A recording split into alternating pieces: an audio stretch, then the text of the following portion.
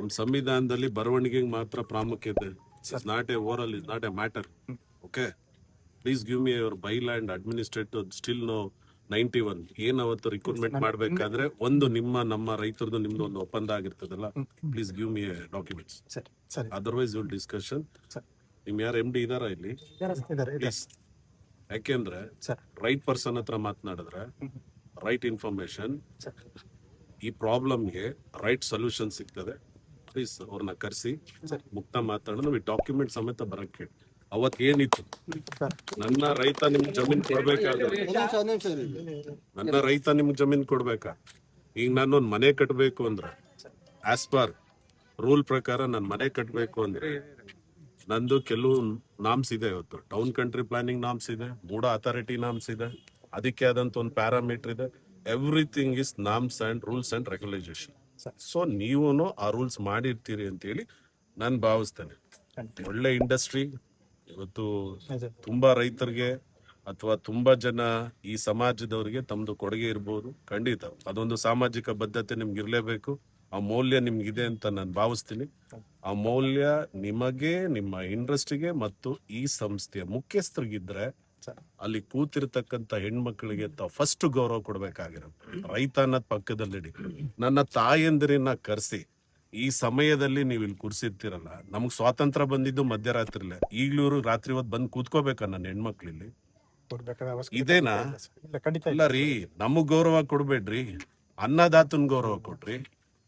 Block chain technology ರೀ ಇದು. ಯಾವುದೇ ಟೆಕ್ನಾಲಜಿ ಬಂದ್ರು ಜ್ಞಾನ ವಿಜ್ಞಾನ ನಮಗೆ ವ್ಯಾಕೆನ್ಸಿ ಬರಬೇಕಾದ್ರೆ ನಾವು ಹಂತವಾಗಿ ಖಂಡಿತವಾಗಿ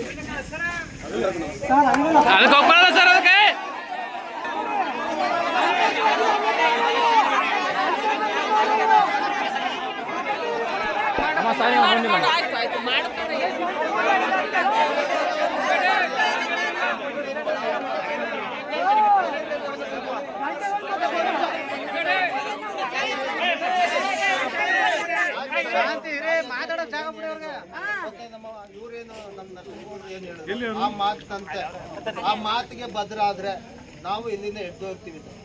ಆ ಮಾತು ಭದ್ರ ಇಲ್ಲ ಅಂತಂದ್ರೆ ಸರ್, ನಮ್ಮ ಮುಂದಿನ ಕ್ರಮ ನಮ್ಮ ರಾಜ್ಯಾಧ್ಯಕ್ಷ ಏನ್ ತಗೊಳ್ತೀನಿ ಅಂತ ಹೇಳಿದ್ರೆ ಅದ್ರ ಪ್ರಕಾರ ನೋಡ್ತೀವಿ ಸರ್. 7 ವರ್ಷದಿಂದ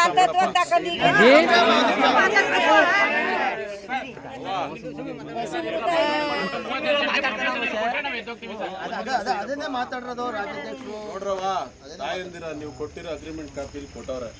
ಅವಾಗ ನೀವು 10 ರೂಪಾಯಿ ಕೊಟ್ಟಿದ್ರು, 20 ರೂಪಾಯಿ ಕೊಟ್ಟಿದ್ರು, ನಮಗೆ ಗೊತ್ತಿಲ್ಲ. ಈಗ ನಿಮ್ ಜಮೀನ್ ಬೆಲೆ ಕೋಟಿಗೂ ಮೀರಿದೆ. ವಜ್ರದ ಮೌಲ್ಯ ನಿಮ್ ಜಮೀನಿಗೆ ಬಂದಿದೆ. ಇವನ್ ಕೆಲ್ಸನೂ ಬೇಡ, ಏನೂ ಬೇಡ. ಅವ್ರ ಜಮೀನ್ ನಿಮ್ಗೆ ವಾಪಸ್ ಕೊಡ್ತಾರೆ, ಇಸ್ಕೊಂಡ್ ಮನೆ. ಅದಕ್ಕೂ ನಮ್ ಜಮೀನೇ ಕೊಡ್ಲಿ ಬಿಡಿ. ನಮ್ ಜಮೀನೇ ಕೊಡ್ಲಿ ಬಿಡಿ.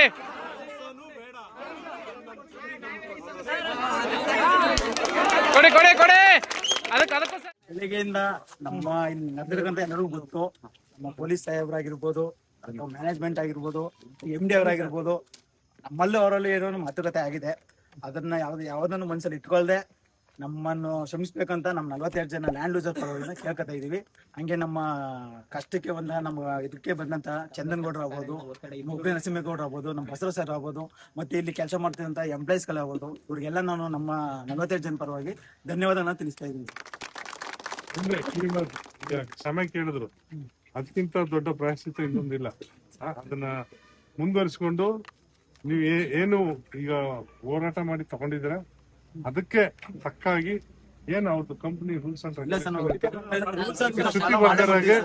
ಮತ್ತೆ ಈ ಸ್ಟ್ರೈಕು ಇಲ್ಲಿ ಇನ್ ಯಾವತ್ತೂ ಆಗ್ಬಾರ್ದು. ಆ ರೀತಿಯಲ್ಲಿ ನೀವೆಲ್ಲ ಕೆಲಸ ಮಾಡ್ಕೊಂಡು ಎಲ್ಲ ಚೆನ್ನಾಗಿರ್ಲಿ ಅಂತ ಹೇಳಿ ಪ್ರೇ ಮಾಡ್ಕೊಂಡು